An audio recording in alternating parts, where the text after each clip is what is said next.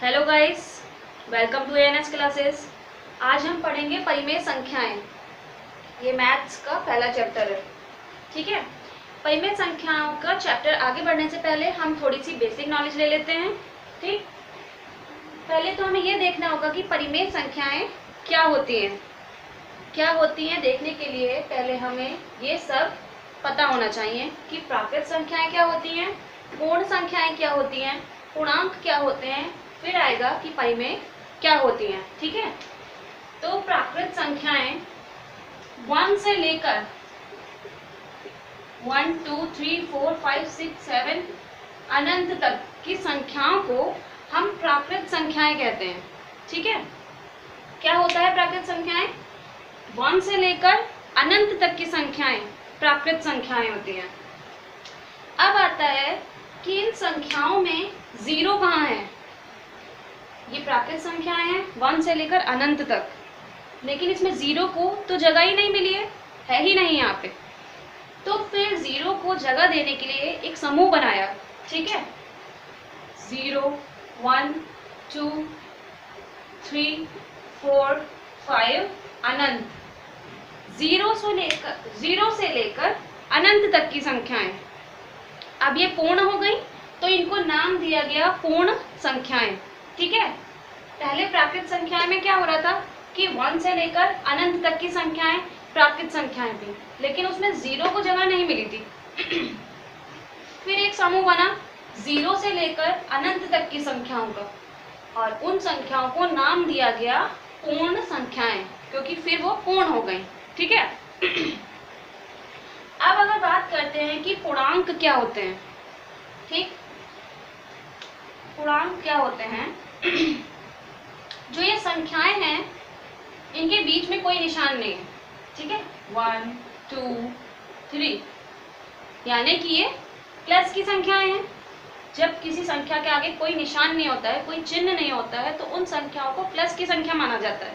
ठीक, तो अब इन संख्याओं के आगे कोई निशान तो है ही नहीं, यानी कि ये प्लस की संख्या है। तो माइनस की संख्याओं को तो जगह मिली ही नहीं, ना प्राकृत संख्या में मिली ना पूर्ण संख्याओं में मिली, तो माइनस की संख्या कहाँ जाएंगी? तो फिर एक समूह बना जिसमें प्लस की संख्याएं तो थी ही थी, लेकिन माइनस की संख्याएं भी थी, जैसे कि 0 1 2 3, ये अनंत तक ये तो है ही, लेकिन -1 -2 -3 -4 ये भी अनंत तक। तो -0 से लेकर -1 से लेकर अनंत तक की संख्याओं को एक नाम दिया गया पूर्णांक। ठीक है, प्राकृत संख्या में क्या हो रहा था? 1 से लेकर अनंत तक की संख्याएं प्राकृत संख्याएं थी, 0 से लेकर अनंत तक की संख्याएं पूर्ण संख्याएं थी, और जब माइनस को जगह नहीं मिली फिर उसे जगह मिली पूर्णांकों में। ठीक है, तो इसमें प्लस की संख्याएं भी हैं और माइनस की संख्याएं भी हैं।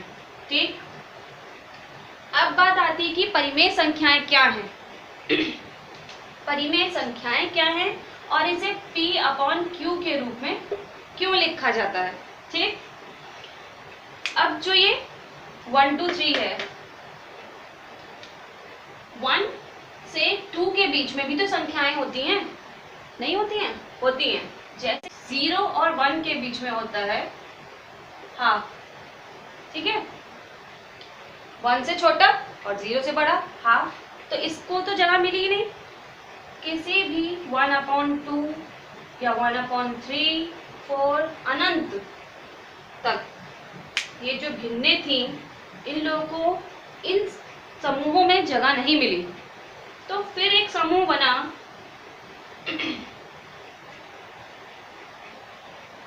जिसका नाम रखा गया परिमेय संख्याएं। इस समूह में सिर्फ यही संख्याएं नहीं हैं, सिर्फ यही संख्याएं नहीं हैं, ये भी संख्याएं हैं, ये भी हैं, ये भी हैं। इन सब के समूहों का मिक्सचर है परिमेय संख्याएं। ठीक है, तो इसमें P/Q क्यों बोला गया है? यहाँ पे P/Q का मतलब है P यानी कि अंश, और q यानी कि हर। तो ऐसे अंश बटा हर वाली कितनी सारी संख्याएं हैं, अनंत तक है ना, तो उसको मान लिया गया कि p अपॉन q, अंश बटा हर। ठीक है, तो इसलिए लिखा गया p अपॉन q। परिमेय संख्याओं को p अपॉन q नाम मतलब p अपॉन q के रूप में लिखा जाता है। परिमेय संख्याओं को p अपॉन q के रूप में लिखा जाता है। ठीक, तो इस तरीके से ये परिमेय संख्याएं होती हैं। क्या हुआ, प्राकृत संख्या बनी 1 से लेकर अनंत तक, इसमें 0 के लिए जगह नहीं थी, तो फिर 0 से अनंत तक की संख्याएं बनी। ठीक, अब ये पूर्ण हो गई थी तो इसको नाम मिल गया पूर्ण संख्याएं। अब इन प्राकृत संख्याओं में भी और पूर्ण संख्याओं में भी माइनस को जगह नहीं मिली, तो फिर एक समूह बना जिसका नाम दिया गया पूर्णांक। अब बात आती है परिमेय संख्याओं की। तो परिमेय संख्याएं प्राकृत संख्याएं, पूर्ण संख्याएं, पूर्णांक, इन सब से मिलकर बनती हैं परिमेय संख्याएं। ठीक, इसे हम p अपॉन q के रूप में मानते हैं, क्योंकि p यानी कि अंश और q यानी कि हर। कोई भी संख्या हो गई फिर 2/3, 4/1, कुछ भी, तो ये परिमेय संख्याएं होती हैं। लेकिन परिमेय संख्याओं में हर कभी भी 0 नहीं होता। अगर हर 0 है तो यानी कि वो परिमेय संख्या नहीं है। मान लीजिए कोई संख्या है 4/0, तो वो परिमेय संख्या नहीं है, वो परिमेय संख्या नहीं मानी जाएगी। ठीक है,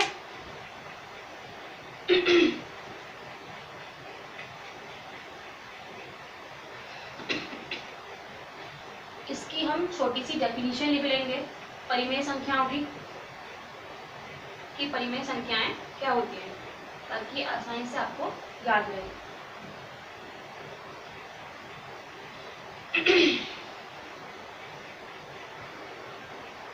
परिमेय संख्याएं क्या होती है, वे संख्याएं जो संख्याएं p अपॉन q, परिमेय संख्याएं जो संख्याएं p अपॉन q भिन्न के रूप में व्यक्त की जाती हैं, वे होती हैं परिमेय संख्याएं।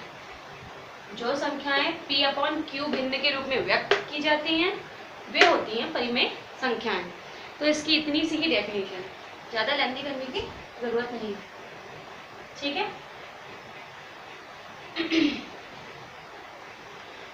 परिमेय संख्याओं को सॉल्व करने के लिए कुछ गुणधर्म दिए गए हैं।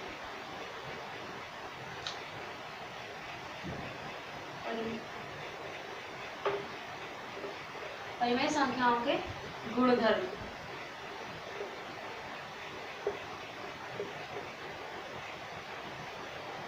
ठीक है। सबसे पहला गुणधर्म है समवृत्त। समवृत्त, इसमें हमें ये देखना होता है कि जो संक्रियाएं होती हैं, संक्रियाएं जानते हैं ना, संक्रियाएं, संक्रियाएं यानी कि प्लस माइनस गुणा भाग, ये होती है संक्रियाएं। तो गुणधर्म, पहला गुणधर्म हमें ये बताता है कि समवृत्त गुणधर्म ये बताता है कि जो ये संक्रियाएं हैं वो समवृत्त में लागू हो रही हैं या नहीं हो रही हैं। समवृत्त नियम में संक्रियाओं के द्वारा हम ये देखते हैं कि समवृत्त में ये लागू हो रहा है या नहीं हो रहा है। जैसे कि समवृत्त का हम पहले देख लेते हैं प्लस के रूप में, यानी कि योग। तो अब हम ये देखेंगे कि जो योग है यानी कि प्लस, वो समवृत्त गुणधर्म पे लागू हो रहा है या नहीं हो रहा है। ठीक, योग हम ले लेते हैं ए बी, कोई संख्या ले लेते हैं ए बी। ए हमने कोई संख्या ले ली 3/4 प्लस बी हमने कोई संख्या ले ली 2/4।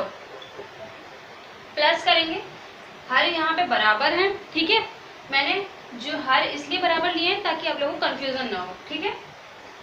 आपको कोई भी डाउट हो कि अगर आपको हर चेंज नहीं करना आता है तो हम ये बाद में एक्सरसाइज में देख लेंगे, ठीक। तो 3/4 और 2/4 को प्लस करेंगे, 4 का 4 ऐसे रहेगा और 3 + 2 5। तो हमारा आंसर आया एक परिमेय संख्या। अगर दो परिमेय संख्याओं को प्लस करने से आंसर भी परिमेय संख्या आता है तो वो संवत् गुणधर्म पे लागू हो रहा है, ठीक है। तो जो योग की संक्रिया है वो संवत् गुणधर्म पे लागू हो रही है। अब हम ये देखेंगे कि ये व्यवकलन यानी कि माइनस पे लागू हो रही है या नहीं हो रही है। प्लस पे लागू हो रही है, अब हम देखेंगे माइनस पे हो रही नहीं हो रही है।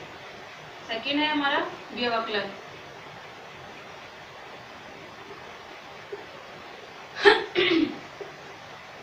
व्यवकलन भी हम कर लेते हैं। 3/4 कोई संख्या ले ली, माइनस कर लिया फिर 2/4 से, तो आंसर क्या आएगा 3 - 2 1/4।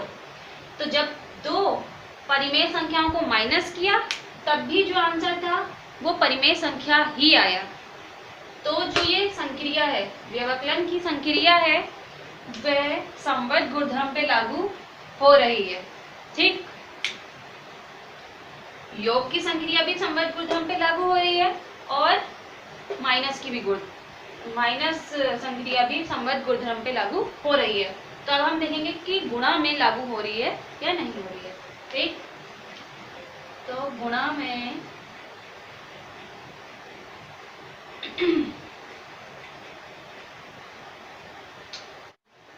अब हम देखेंगे कि संवत् गुणधर्म गुणन की संख्याओं में चलता है कि नहीं चलता, ठीक है। गुणन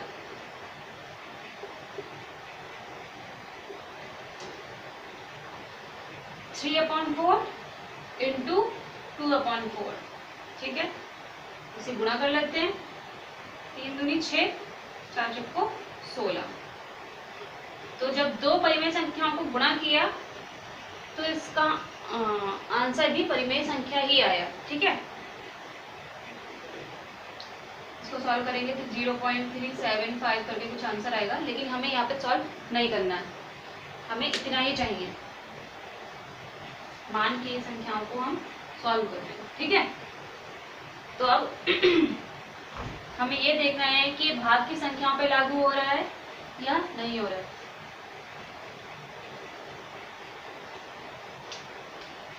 भाग में संवत् गुणधर्म लागू हो रहा है या नहीं हो रहा है, देख लेते हैं। 3/4 2/4। भाग को सॉल्व करते वक्त हमें गुणा भी बीच में करना पड़ता है, 3/4। और जब हमें ये करना है, गुणा करना होता है, तो ये वाली संख्याएं उल्टी हो जाती हैं। जैसे कि 4/2 जो अंश में होता है वो हर में आ जाता है और जो हर में होता है वो अंश में, ठीक। तो अब इसे हम सॉल्व करेंगे। इस 4 से ये 4 कट गया, एक बचा,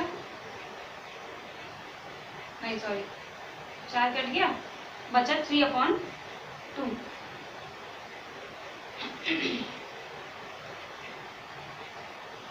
3/2 बचा, यानी कि ये गुणधर्म भाग पर भी लागू हो रहा है, ठीक है। भाग की जो संक्रिया है वो संवत् गुणधर्म पे लागू हो रही है।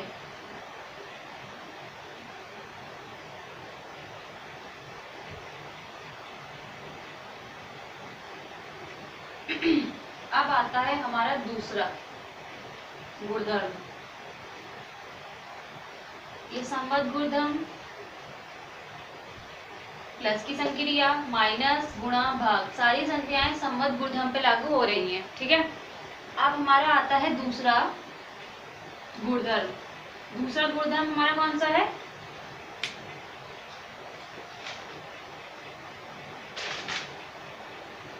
क्रम विनिमयता। क्रम विनिमयता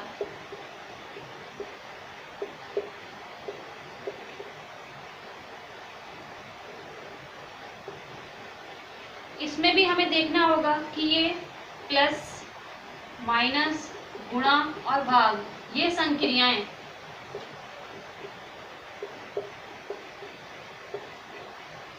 क्रम विनिमयता गुणधर्म पर लागू हो रही हैं या नहीं हो रही हैं। ठीक है, तो इसको भी हमें सॉल्व करना पड़ेगा, लेकिन क्रम विनिमयता के कुछ अपने फॉर्मूले हैं, उसी तरीके से उन्हें सॉल्व करना होता है। जैसे कि 7th में आपने पढ़ा होगा पूर्णांकों में, उसी तरीके से क्रम विनिमयता, वही क्रम विनिमयता है, ये उसी तरीके से सॉल्व करना है।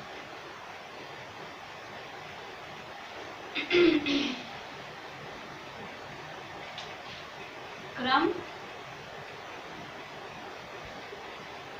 विनिमयता,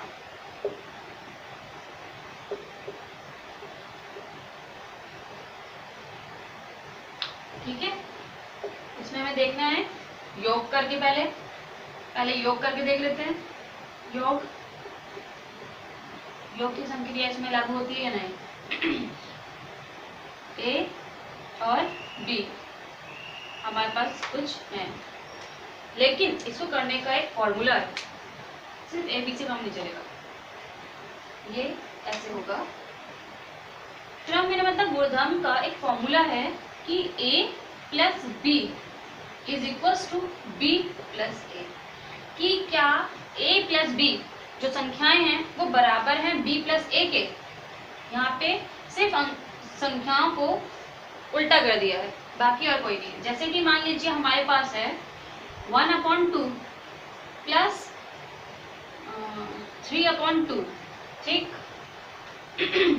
क्या ये बराबर होगी? अब b है यहाँ पे पहले, तो 3/2 प्लस 1/2 के, ये बताना होता है। अगर ये बराबर निकली तो यानी कि क्रम विनिमयता का जो गुणधर्म है वो सही है, मतलब योग की संक्रिया पे लागू हो रहा है ये, ठीक। अब हम देखेंगे 3 + 1 यानी कि 4/2, ये तो कट रहा है, तो 1/2 आ गया, ठीक। मतलब 2 से कट रहा था ना, 2 दूनी 4 से, तो दूनी 4 से कट रहा था, 1 कहाँ से आ गया बीच में?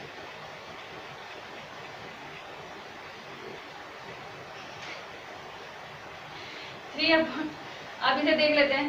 3 + 1 4, यहाँ पे भी वही आया, तो इसका भी आंसर 2 आया। यानी कि ये दोनों आंसर बराबर है, इसमें भी 2 आया है और इसमें भी 2 आया है। यानी कि जो ये संक्रिया है वो क्रम विनिमयता गुणधर्म पे लागू हो रही है, योग की संक्रिया लागू हो रही है। अब हमें ये देखना है कि व्यवकलन की यानी कि माइनस की लागू होती है या नहीं होती है। क्रम विनिमयता की योग, व्यवकलन, गुणा, भाग सबके अपने फॉर्मूले हैं। कुछ इसी तरीके से सॉल्व होगी, बराबर बराबर देख के। जैसे कि अब हमें करना है व्यवकलन, तो इसका भी यही फॉर्मूला है, a - b = b - a। हमने फिर कोई संख्या ले ली, 2/4 - 1/4 = 1/4 - 2/4। इसमें भी हमें ये देखना है कि ये लागू हो रही है या नहीं हो रही है। 2 - 1 करेंगे 1/4 आ जाएगा, ठीक है। यहाँ पे 2 - 1 करेंगे, 1 - 2 करेंगे तो आंसर आएगा 1 - 4। क्यों? क्योंकि बड़ी संख्या के आगे माइनस का निशान है, ठीक है। तो 1/4 इसका आया है और -1/4 इसका। तो ये दोनों जो आंसर निकले वो बराबर नहीं थे, एक माइनस का है और एक प्लस का है, ठीक है। तो इसका मतलब व्यवकलन की संक्रिया क्रम विनिमयता गुण पर लागू नहीं हो रही है, इस पे लागू नहीं हो रही है, ठीक है, जबकि योग पे लागू हो रही थी। अब हमें ये देखना है कि ये गुणन पे लागू होती है या नहीं होती है, ठीक।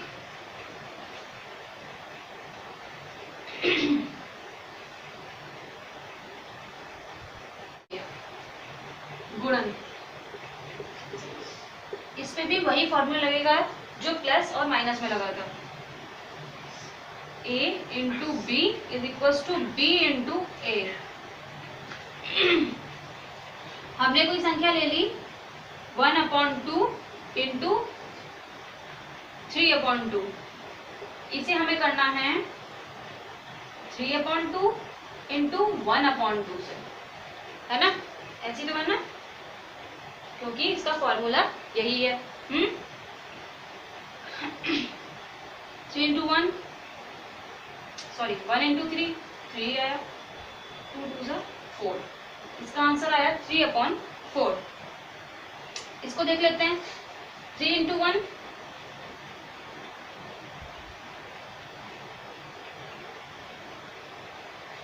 3 इंटू 1 3 और 3 2 सा 4 सॉरी 2 2 सा 4, तो इसका भी आंसर बराबर आया। यानी कि जो गुणन की संक्रिया है वो क्रम विनिमयता गुणधर्म पे लागू हो रही है। ठीक है, समझ में आ गया? तो अब हम ये देखेंगे कि ये भाग पे लागू हो रही है या नहीं हो रही है।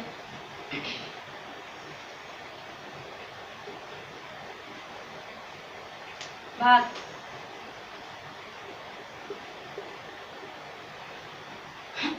हमने कोई संख्या ले ली 1/3, भाग करेंगे उसको 2/3 से, बराबर 2/3 भाग करना है 1/3 से। अब इसे सॉल्व करके देख लेते हैं। 1/3 भाग को सॉल्व करने के लिए गुणा करना पड़ता है और फिर संख्या को उल्टा, तो 3/2, ये 3 से ये 3 कट गया, बचा 1/2। ठीक, और यहाँ पे जब हमने सॉल्व किया 2/3 3/1, तो यहाँ पे भी 3 3 कट गया, लेकिन यहाँ पे बचा 2/1 2/1 बचा, और यहाँ पे 1/2। ठीक है, ये 1/2 ये 2/1, तो ये बराबर नहीं है। तो जो भाग की संक्रिया है वो क्रम विनिमयता गुणधर्म पे लागू नहीं हो रही है। प्लस की संक्रिया लागू हो रही थी, माइनस की संक्रिया लागू हो रही है, सॉरी माइनस की संक्रिया लागू नहीं हो रही है, गुणा की हो रही है और भाग की नहीं हो रही है। ठीक है, इसके आगे आता है, हो गए चारों कंप्लीट, सारी संक्रियाएं कंप्लीट हो गई। अब आता है नया गुणधर्म। तीसरा गुणधर्म है सहचारिता।